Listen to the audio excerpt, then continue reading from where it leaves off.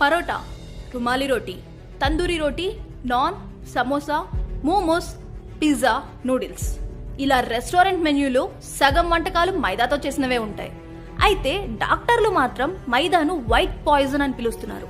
నిజంగానే మైదా పిండి ఆరోగ్యానికి హానికరమా? ఇప్పుడు తెలుసుకుందాం. మైదా గోధుమలతో తయారైనప్పటికీ తెల్లటి రంగులో చాలా మెత్తగా ఉంటుంది. అలా ఉండటానికి దానిలో బెంజోయిల్ పెరాక్సైడ్, అలోక్సాన్ వంటి రసాయనాలను కలుపుతారు. ఈ రెండు రసాయనాలు కూడా చాలా ప్రమాదకరమైనవి. బెంజోయిల్ పెరాక్సైడ్ ని ఎక్కువగా హెయిర్ డైలలో వాడుతూ ఉంటారు. దీంతో తయారు చేసిన పదార్థాలను తినడం వల్ల భవిష్యత్తులో అనేక సమస్యల బారిన పడే అవకాశం ఉంది. అందుకే మైదాను తెల్లటి విషమని పిలుస్తారు.